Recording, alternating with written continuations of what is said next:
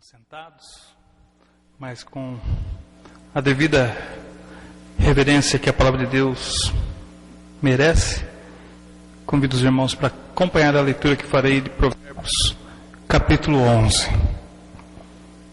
Diz assim o texto da palavra sagrada: O Senhor Deus detesta quem usa balanças desonestas, mas gosta de quem usa pesos justos. O orgulhoso será logo humilhado, mas com os humildes está a sabedoria. As pessoas direitas são guiadas pela honestidade. A perversidade dos falsos é a sua própria desgraça. No dia do julgamento, as riquezas não adiantam nada, mas a honestidade livra da morte. A honestidade torna mais fácil a vida dos bons, porém os maus causarão a sua própria desgraça. Honestidade livra o homem correto, mas o desonesto é apanhado na armadilha da sua própria ganância. Quando o perverso morre, a sua esperança morre com ele. A esperança dos maus dá em nada. O homem honesto escapa da angústia, porém o mal a recebe em lugar dele. As palavras dos maus destroem os outros, mas a sabedoria livra do perigo os homens corretos. A cidade fica contente com o sucesso das pessoas honestas, e há gritos de alegria quando morre um homem mau. Quando as pessoas honestas abençoam uma cidade, ela se torna importante, mas as palavras dos maus a destroem. É tolice tratar os outros com desprezo. O homem prudente prefere ficar calado. O mexeriqueiro espalha segredos, mas a pessoa séria é discreta. O país que não tem um bom governo cairá, com muitos conselheiros, a segurança. Quem ficar como fiador de qualquer um acabará chorando. Será melhor não se comprometer. A mulher bondosa é estimada, mas a imoral é uma vergonha. O preguiçoso nunca terá dinheiro, mas quem tem iniciativa acaba ficando rico. Quem age com bondade faz bem a si mesmo, e quem pratica maldade acaba se prejudicando. Os maus não ganham nada com a sua maldade, mas quem faz o que é direito na certa será recompensado. Quem está resolvido a agir direito viverá, e quem insiste em fazer o mal morrerá. O Senhor Deus detesta quem tem coração perverso, mas se alegra com as pessoas corretas. Os maus certamente serão castigados por Deus, mas os bons escaparão do castigo. A beleza da mulher sem juízo é como uma joia de ouro no focinho de um porco. Os planos dos bons trazem felicidade, o que os maus planejam produzir ódio. Algumas pessoas gastam com generosidade e ficam cada vez mais ricas. Outras são econômicas demais e acabam ficando cada vez mais pobres. Quem é generoso progride na vida, quem ajuda será ajudado. O comerciante que armazena mantimento, esperando o preço mais alto, é amaldiçoado pelo povo. Mas o que põe à venda o que tem é estimado por todos. Quem procura o bem é respeitado, mas quem busca o mal será vítima do mal. Aquele que confia em suas riquezas cairá, porém os honestos prosperarão como as folhagens. Quem dirige mal sua casa acaba sem nada. Quem não tem juízo será sempre escravo de quem é sábio. Uma pessoa correta traz bênçãos para a vida dos outros. Quem aumenta o número de amigos é sábio. Assim como os bons são recompensados aqui na terra, também os pecadores e os maus são castigados. Provérbios traz uma série de ensinamentos que parece que a gente não gosta muito de lá ver, ou a gente não tem o costume de olhar. Falando de Bíblia, a gente quer ver os textos que são clássicos de teologia, de ensinamento de prosperidade, de cura, que falam do amor de Deus, que falam da verdade, da vida de Jesus. A gente vê a Bíblia dessa forma. E a gente esquece de olhar para a Bíblia para ver esses conselhos básicos. A gente esquece ou não olha para a Bíblia para ver ensinamentos e falas que são coisas que a gente ouve no dia a dia e até ensina um ou outro a respeito disso, não é verdade? A gente leu o texto aqui, um capítulo de Provérbios que tem uma série de ensinamentos que você fala, mas isso é óbvio. Se tratando de Deus, na relação de Deus com as pessoas, isso é óbvio que vai acontecer. O bom vai acabar bem, o ruim vai... lá na frente vai se estubicar, como diz o outro, né? Então, a gente não olha para a Bíblia com essa relação. Mas olha que interessante. Muitas vezes a gente pensa, e as pessoas até muitas vezes nos taxam, colocam um rótulo de que o crente é chato, ser crente é chato porque você não pode viver, você não pode ter nada na vida, você não pode ambicionar nada, que tudo é pecado. E não é verdade. A vida para o crente, ela tem que ser uma vida gostosa, alegre, e a gente tem falado sobre isso. No domingo passado eu falei sobre a humildade, da gente viver humilde e ter foco na vida, né? Focar, ter direcionamento do que a gente quer. E hoje o texto está falando de legados, o que você vai deixar. E tem muita gente se perdendo por conta disso, ou porque está muito preocupado em ganhar, e está se esquecendo de viver. E tem muitos exemplos, eu já vi muitas pessoas morrendo sem poder usufruir daquilo que fez como um patrimônio. Eu tenho um colega, diretor de escola, solteiro, tem uns 60 anos, se tiver 55, 60 anos, se ele tiver essa idade, solteiro, acumulava, aposentou numa função, já entrou numa outra, e foi. E praticamente ia se aposentar agora, nessa época. Vai se aposentar, está para sair a aposentadoria dele. Mas está se aposentando numa cama, sem falar, sem andar, com enfermeiro dia e noite. De que adianta? Do que adiantou construir um patrimônio, tem uma bela de uma casa, mora sozinho numa casa de mais de 500 metros quadrados? Está sozinho, sem amigos, porque não teve tempo para cultivar amizades? Longe da família, porque com certeza tinha aquela preocupação que se um parente chegasse perto, já vai vir pedir dinheiro emprestado. E aí deixa de viver. Vamos lá fazer aquela reunião de família no aniversário. Não posso, tenho que trabalhar. Vamos fazer, não posso, estou ocupado. Triste fim. Teve 3 AVCs, um em seguida do outro, e cada um mais forte do que o outro, e o deixou nessa situação. Está aposentando sem usufruir licença-prêmio. Os que foram aí funcionário público sabem disso, que a gente trabalha 5 anos, procura não faltar para ganhar um bloco de 3 meses de licença-prêmio que você pode tirar como se fosse umas férias. Usufruindo agora a licença-prêmio para não tirar licença, para não prejudicar a aposentadoria. Olha que situação, gente.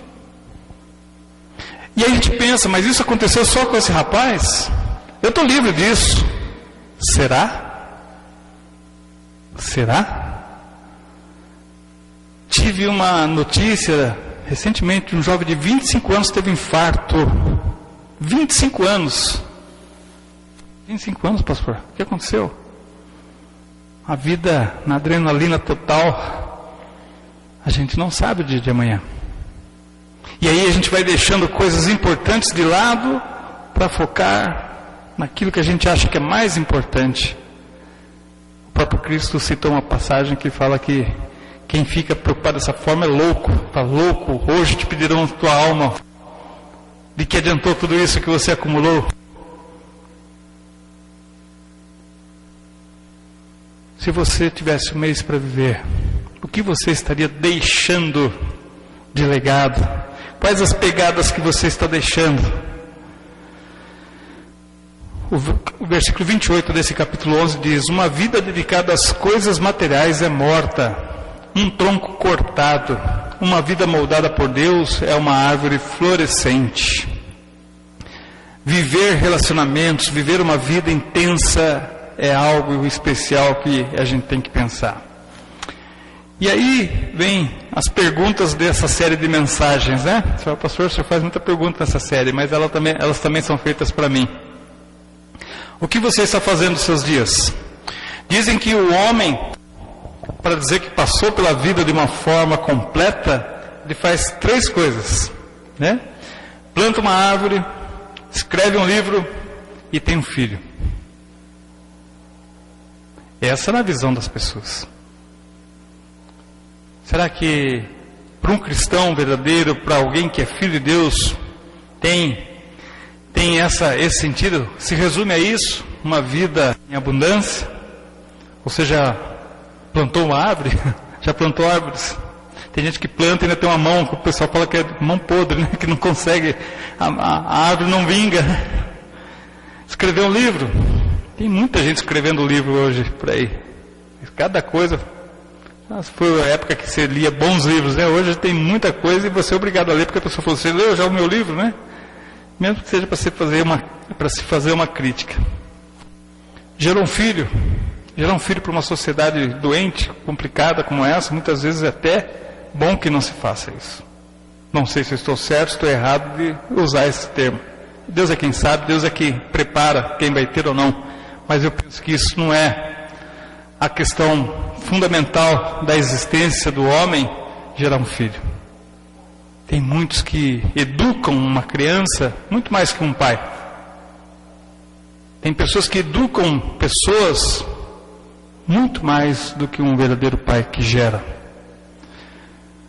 Você já levou uma pessoa para Jesus Cristo? Segundo o pastor Vu, lá no congresso de pastores, o pastor falando sobre a saúde dos pastores, falou, viu, cuida da saúde, porque senão já viu, vai morrer. Pastor chinês, coreano, né? Chinês, mas que é ligado à nossa igreja, numa das nossas igrejas, e deu um curso para os pastores sobre saúde, ele é médico também. Vai morrer, pastor. Ele falou, aí alguém gritou no auditório, Maranata, Senhor, volta logo. Ele falou, Jesus vai voltar, mas você pode não ir.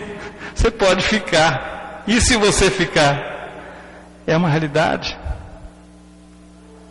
Muitas vezes a gente não está levando Jesus para Cristo, porque nem nós mesmos temos essa certeza que vamos. Nem nós temos vivido uma vida condizente que seja uma vida para viver por Cristo. Mas levar uma pessoa para Cristo é um grande desafio. Pelo menos uma. Viver 50, 60, 70, 80 anos, levar pelo menos uma pessoa para Jesus Cristo.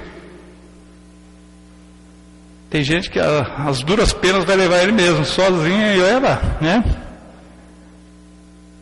Pessoas para Jesus Cristo é um alvo muito bom para se viver. Uma meta muito, muito especial. Tem gente que briga lá para competir no Facebook.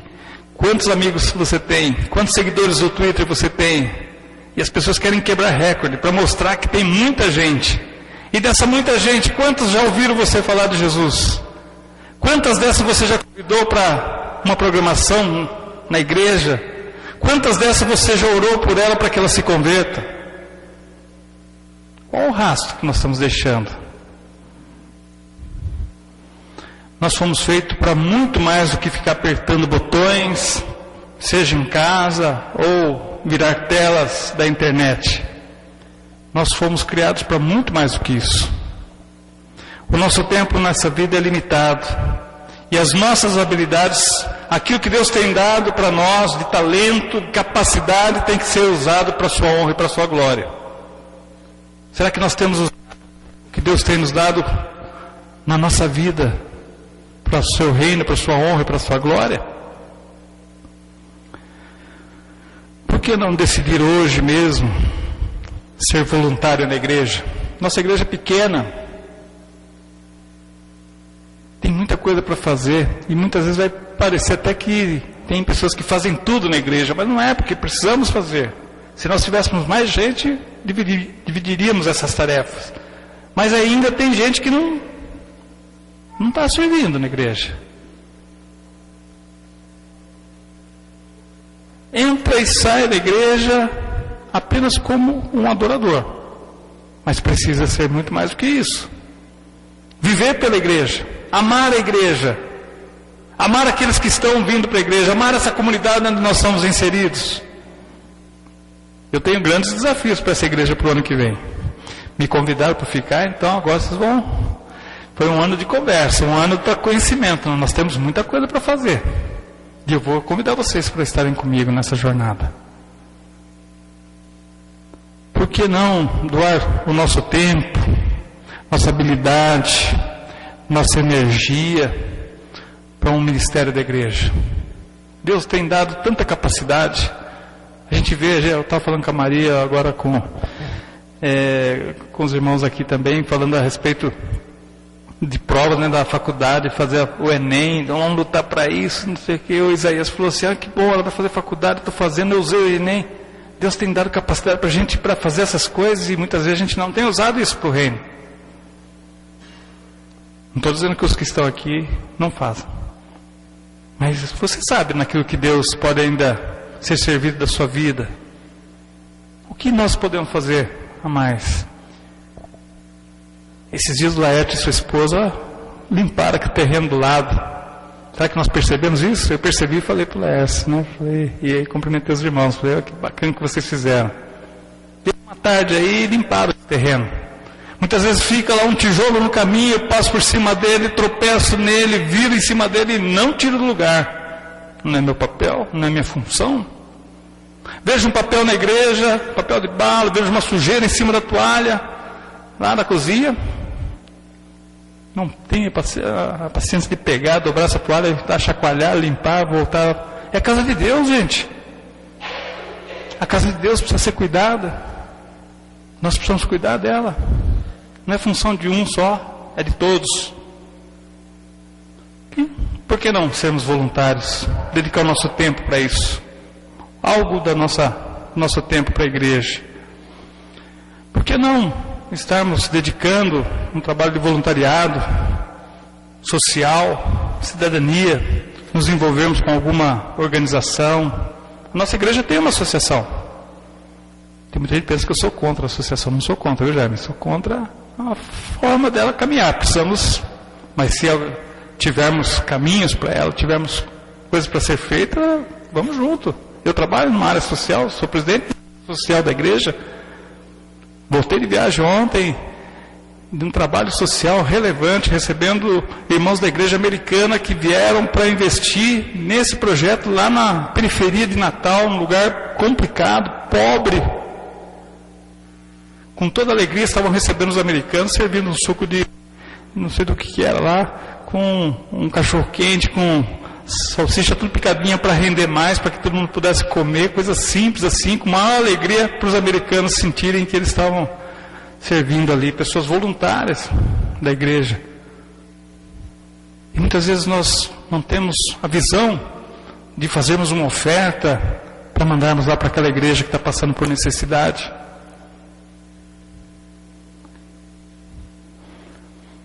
Nós precisamos nos dedicar, quem sabe, para orfanatos, asilos, hospitais, creches, entidades assistenciais.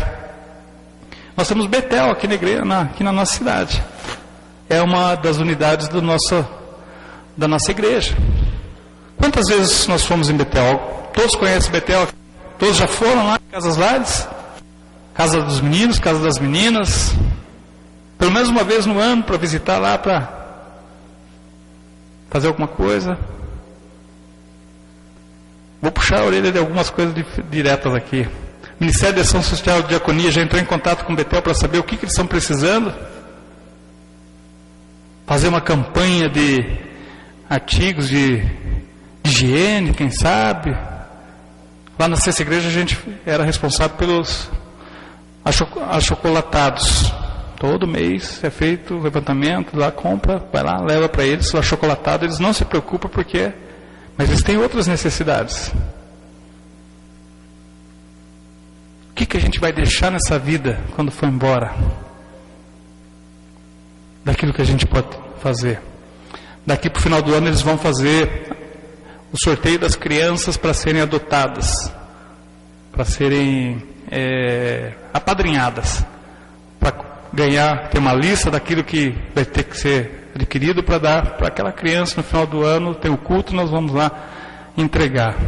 Por que não a nossa igreja pegar uma dessas crianças? Lutamos com dificuldade, eu sei disso, todos nós, mas será que a gente não consegue, com amigos que têm um pouquinho mais de posse, isso vai ajudar? Nós estamos com uma criança lá que nós vamos ajudar.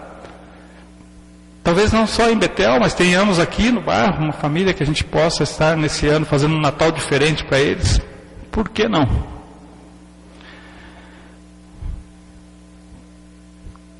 nós somos chamados para servir. E a nossa passagem nessa vida tem que ter utilidade. Quem não serve para servir, não serve. Essa é a palavra, não serve. Nós somos criados para servir. E juntos nós somos melhores e podemos melhorar o mundo que nós vivemos.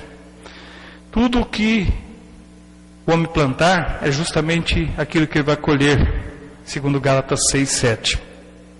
Eu gostaria de passar rapidamente, o tempo já está um pouquinho avançado, mas sobre 5 pilares dentro dessa visão de deixar essa vida de uma forma diferente, que se nós fôssemos chamados hoje, amanhã, pelo Senhor, para a vida, partirmos desse mundo, nós teríamos tido muita utilidade para o reino de Deus. E é para isso. Não é só para deixar o povo chorando, porque, ai, que saudade do meu pai, que saudade da minha mãe, que saudade do meu irmão. Saudade todos nós vamos sentir, né? Louvor a Deus. Quero agradecer, Senhor, pela vida dessa pessoa. Uma vida abençoada, uma vida que foi de serviço. E nós precisamos pensar assim. 5 pilares que vão para nós vivermos além das coisas temporais, materiais, para deixarmos legados eternos. Primeira coisa que nós precisamos pensar está com base em 2 Coríntios 13:5. Examine-se para ver se vocês estão na fé. Provem-se a si mesmos. Esse primeiro pilar é o pilar da autoavaliação. Fazer uma autoavaliação constantemente. Sempre fazer. Não só na hora da Santa Ceia, né? No momento em que a gente está se preparando para a Semana da Ceia, semana que vem temos ceia. Mas constantemente fazer uma análise da nossa vida. Eu tenho sido bênção ou maldição para as pessoas? Na minha casa, quando a gente ouve um filho, não aguento mais você, mãe, não aguento mais você, pai. Você fala para um filho, filho, olha, suma na minha frente. É muito forte. É triste. Que ele está perto, que ele está junto. Será que nós somos queridos dentro da nossa casa? Dentro do serviço, será que eu sou uma pessoa querida? Ou quando eu chego as pessoas dão um jeito de disfarçar e sair de perto de mim porque não sou uma boa companhia? As pessoas nos procuram no ambiente de trabalho? Sentem a nossa falta quando a gente não está? Como é que você tem vivido sua vida profissional? Na vizinhança, ontem eu deixei olha que coisa incrível, né? Eu estava nessa reunião de Betel, e é a 4ª viagem que eu faço, e 4ª viagem no sufoco. A gente chega à reunião manhã, tarde, noite, e aquele marzão verde na frente, e você fala, queria aproveitar, né? Então a gente vai uma horinha ou outra, eu falo para o Heitor, pastor Heitor, vamos pegar uma horinha de praia pelo menos, né? Vamos lá. E dessa vez foi mais tranquilo, e por conta de um erro de hotel, não tinha acomodação para a gente na hora que nós chegamos, só no dia seguinte, nós fomos direcionados para um outro hotel, e era na beira, na orla, um lugar bonito, Ponta Negra, quem conhece lá em Natal, uma praia especial, ficamos ali. O Júnior falou assim, Edson, vamos ficar nesse hotel, não vamos para a cidade não, eles que venham para cá, né? Nós montamos um esqueminha lá, aí nós pudemos ficar uma manhã lá na praia. Vamos para a praia, eu e o Heitor, vamos aproveitar e descansar um pouquinho hoje, dá tempo, vamos ver a praia, sentar um pouquinho lá na areia. Sentamos embaixo no guarda-sol, aquelas cadeiras que o pessoal das barracas coloca, estava sentando, me acomodando, daqui a pouco, do lado da minha cadeira, falei, não acredito, saí de Sorocaba para encontrar vocês aqui, olhei um amigo meu, ele com a esposa, são amigos nossos, meu da Nani. Falei, não acredito, Edson, o que você está fazendo aqui? Cadê a Nani? Falei, aí o Júnior falou assim, eu vim no lugar dela, né? Brincando, eles assustaram. Nós falamos em local de trabalho. E a gente fez, né? Passou algumas horas juntos, foi muito gostoso, providencial, muito tempo que eu não vi, ele foi meu professor na faculdade. E voltamos no mesmo voo. Nosso voo foi cancelado de manhã de uma conexão, viemos no voo deles à tarde. E eu estava dando carona para eles. Chegamos na casa dele aqui no Central Park, ele contando dos vizinhos, ele falou para Karen, seu pai morava nessa casa do lado aqui, com 19, 20 anos, com os irmãos, e a gente cuidava deles aqui. ali mora a Dulce, ali mora não sei quem, o Gino que está ali, continua caminhoneiro, atrapalhando a nossa vida com os caminhões dele aqui do lado, não sei o que. Foi contando a turma, eu fui lembrando. Que gostoso você conhecer todo mundo. Que gostoso você ser conhecido por todos. E ser querido por todos. Isso é importante. Tem vizinho que incomoda. Tem vizinho que você não quer por perto. Como é que você é como vizinho? A gente precisa avaliar a nossa postura, nossa atitude.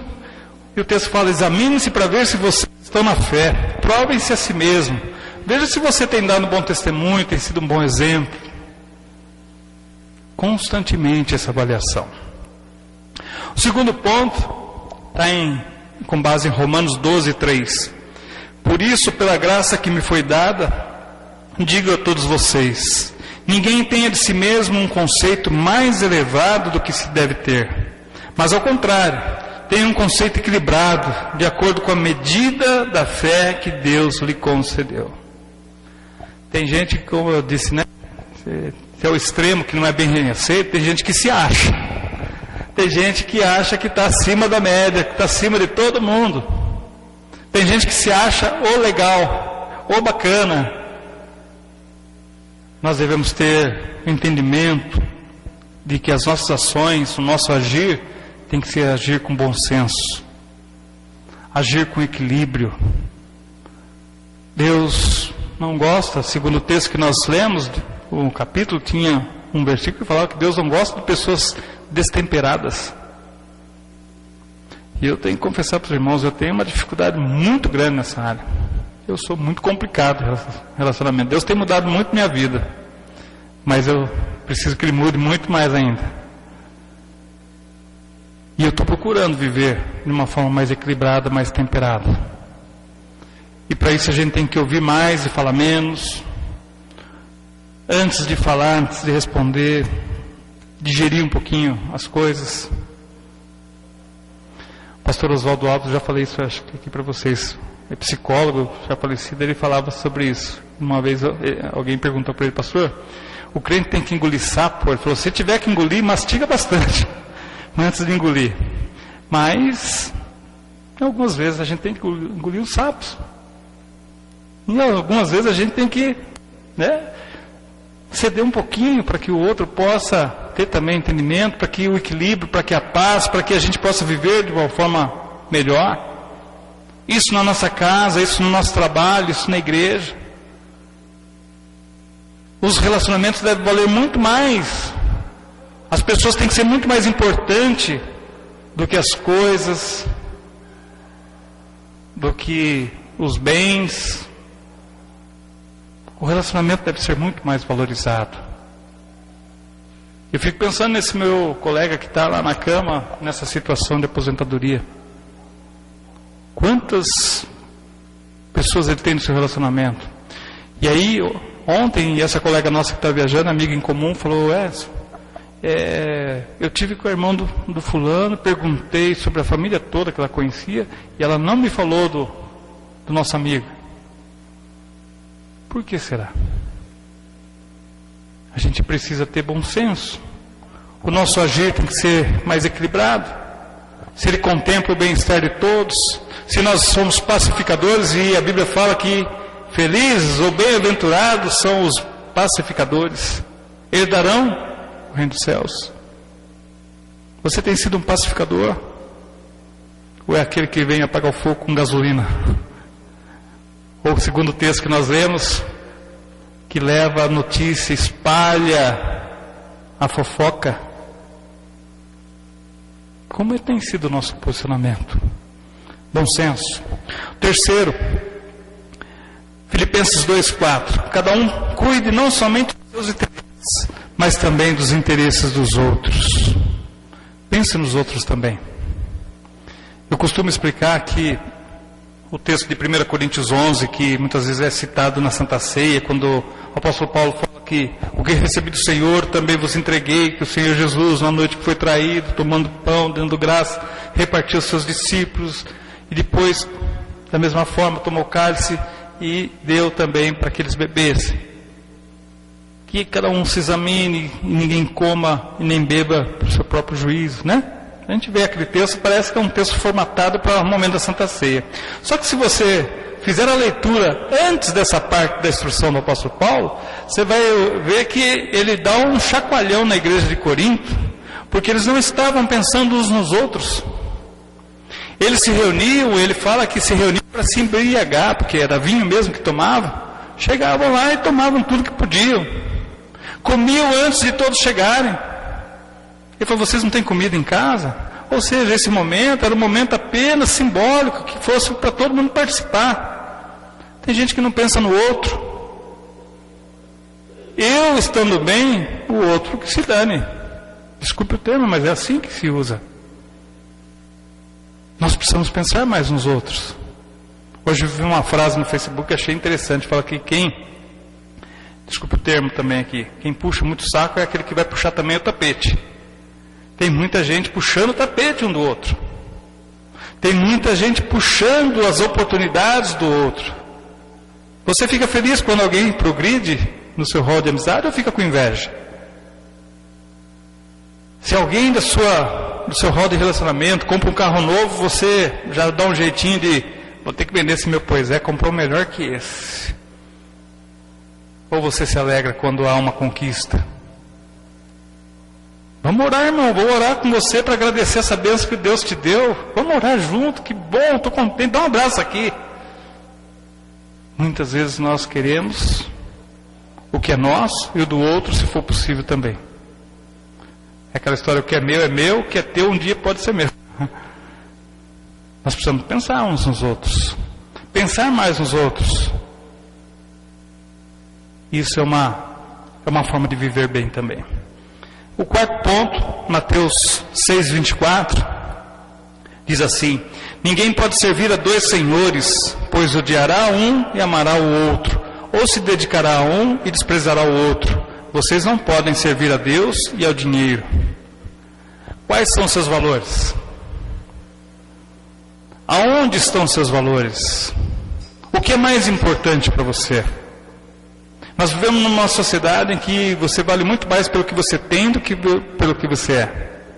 As pessoas te consideram e te valorizam muito mais pelo que você tem do que o que você representa como pessoa. Lembra que eu contei a história do pastor que chegou, ficou lá no fundo vestido de mendigo, ninguém deu bola para ele, ninguém passava por ele, nem queria sentar perto dele?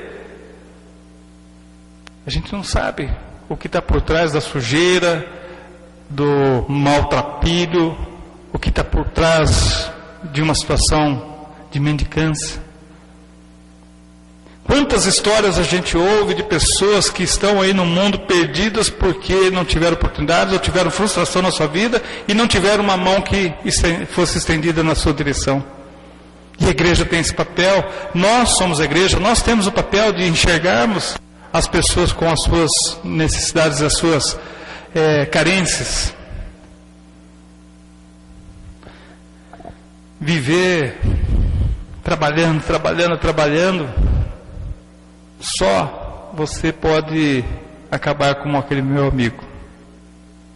Pode até ser que você desfrute, mas geralmente você vai perder os melhores anos da sua vida. Você vai perder os melhores anos das pessoas especiais. Eu perdi assim muito tempo da minha adolescência, da adolescência dos meus filhos, ou da infância para a adolescência dos meus filhos, por conta do período que eu estava no seminário. Eu tive dificuldade. Chegou um cachorro na igreja. Não é um cachorrinho, um cachorrão. Porque eu ia para o seminário, meu horário saía às 6 horas da manhã de casa para começar a aula às 7 horas, 4 horas eu voltava. Eles estavam na escola, eu já saía para o seminário, para São Paulo, voltava meia-noite e meia, eles estavam dormindo. Final de semana eu tinha os trabalhos para fazer, já trabalhava com a igreja como seminarista e assim foi.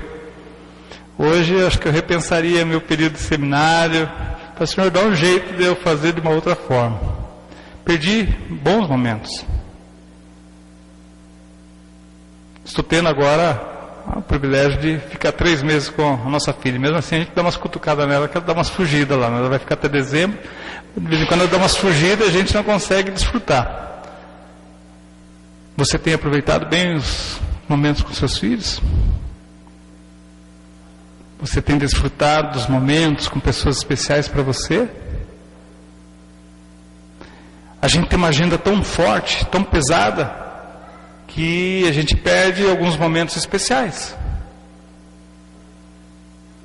Ontem, a Ana estava falando para mim hoje que ontem, enquanto eu estava fazendo compra com a Karen, ela falou um dia ainda vou passar o Natal com a família nossa toda reunida. A Karen falou, mãe, não sonha. Ela falou, vou sonhar. Mas nós estamos vivendo essa realidade, meus filhos estão fora. E muitas vezes a Nani aqui com outras pessoas. Aproveite o máximo se você tem essa oportunidade. O dia a dia. Quando chegar do serviço, pergunte como foi o seu dia, pergunta como está a sua vida, como é que foi o seu trabalho. Desliga um pouquinho a televisão. Desliga o computador, desliga o celular. Para conversar um pouco. Nós vivemos intensamente com essa realidade e estamos perdendo momentos especiais. Precisamos pensar nisso. Esse tempo não volta. Esse tempo que passar não volta. Recupera lá na frente. Vou ter outros momentos. Aí entram outros fatores, outras pessoas, os agregados, que vão naturalmente tirando do nosso convívio. Aí fica bravo, né? Minha nora agora só com meu marido, agora só viajam sozinhos. É o tempo deles. Nós perdemos o tempo que nós tínhamos para viver. Tem uma outra forma de viver agora, mas aquela como filho, como pai, como mãe, já passou. Aproveitar. Fazer a vontade de Deus precisa ser o valor central da nossa vida. Por último, Provérbios 19, 20. Ouça os conselhos, aceite as instruções e acabará sendo sábio. Ainda no capítulo 20, verso 18. Os conselhos são importantes para quem quiser fazer planos. Conselheiros, pessoas que possam nos aconselhar, pessoas que possam nos ajudar. Sozinhos a gente não vai longe. Sozinho a gente tem dificuldade. A gente precisa de conselhos. Quem tem dado conselho para a gente? Muitas vezes é o pai, a mãe, o próprio filho, um amigo, um pastor, na hora do estudo, num sermão você está recebendo um conselho. Aproveitar bem os conselhos para nos tornarmos sábios. Mas para que isso aconteça é preciso abrir o coração. O coração precisa estar aberto para receber a mensagem de Deus, para receber o conselho do Senhor para uma vida plena, abençoada, sem nenhum peso na consciência, sem nenhum tipo de cobrança, mas que seja uma vida plena, abundante. Isso sim é o que o Senhor quer de nós. Concluindo, uma expressão bastante interessante. Para que possamos deixar um legado eterno, nós precisamos entender e crer que somente Jesus pode dar salvação para a nossa vida. Marcos 8,35 diz: pois quem quiser salvar a sua vida, a perderá, mas quem a sua vida por minha causa e pelo Evangelho, a salvará. Você não poderá deixar um legado que permaneça sem ter Jesus na vida. Jesus precisa fazer parte dos nossos planos. Coloque sua família nas mãos de Deus. Coloque seu emprego, seu serviço nas mãos de Deus. Coloque a comunidade onde você vive nas mãos de Deus. Deus não colocou você por acaso em nenhum desses segmentos. Assim como devemos colocar a nossa igreja nas mãos de Deus. Muitas vezes a igreja é do Senhor, mas ela não está na mão de Deus. Porque eu quero levar para o meu lado, o outro quer levar para o lado dele, e fica cada um puxando para um lado, e Deus fica só olhando. Onde esse povo vai levar a minha igreja? Colocar a igreja do Senhor nas mãos de Deus. Já pensou nisso? É colocarmos em oração. Fazer um projeto de vida que envolva tudo aquilo que nos diz respeito. Nós somos a igreja do Senhor. Onde estivermos, precisamos viver a vontade do Senhor. Uma vida dedicada às coisas materiais, ela é morta, um tronco cortado. Uma vida moldada por Deus é uma árvore florescente. Curva a sua cabeça, eu quero orar com você nesse momento. Quero pedir a Deus que seja nos ajudando a refletir nesses temas que nós temos estudado, temos meditado. Muitas vezes nós estamos perdendo o foco. Muitas vezes nós não estamos sendo humildes o suficiente para que Deus possa fazer alguma coisa em nós e por nós. Muitas vezes nós não temos tido realmente desejo de servir ao Senhor. Muitas coisas têm tirado o prazer do nosso coração de servir de alguma forma na obra do Senhor. E Deus quer nos usar. Deus quer fazer a obra através de nós. Vamos orar. Pai amado, nesse momento em que meditamos na Tua Palavra, meditamos a Deus nos Teus ensinamentos, chegamos à conclusão de que nem sempre temos tido uma vida realmente abundante como o Senhor nos deu. Nós tornamos a nossa vida, Pai, muitas vezes complicada, atribulada, sem paz, por conta, Deus, de ações, decisões que nós tomamos sem o Teu consentimento, sem pedir a Tua orientação. E temos, ó Deus, sofrido por isso. E nós pedimos o perdão, Pai, por essa atitude nossa que tem levado a uma vida para muitos medíocre. Nós não queremos ter uma vida medíocre, porque a Tua Palavra mesmo nos diz que o Senhor enviou o Seu Filho amado Jesus Cristo para que tivéssemos vida e vida em abundância. Queremos viver de forma intensa, ó Pai, a Tua Palavra em nós. Queremos, ó Deus, Te servir com alegria. Queremos, ó Deus, Te adorar em espírito e em verdade. Cantamos nessa noite, Deus, que queremos entregar nossa vida ao Senhor, oferecendo, Deus, como um presente ao Senhor. Que o Senhor tenha misericórdia de nós e nos ajude, ó Pai. Que o Senhor limpe a nossa vida daquilo que está errado, daquilo que tem, ó Deus, atrapalhado uma comunhão, aquilo, ó Pai, que tem feito com que nossas escolhas não sejam as escolhas corretas. Nos ajude, ó Pai, a entender a Tua vontade, entender, ó Deus, a Tua direção. Ajuda-nos como pais a estarmos, ó Deus, orientando os nossos filhos no caminho que devem andar. Ajude, ó Deus, a nós como filhos a honrarmos os nossos pais e estarmos, ó Deus, Te agradecendo por eles nas nossas vidas.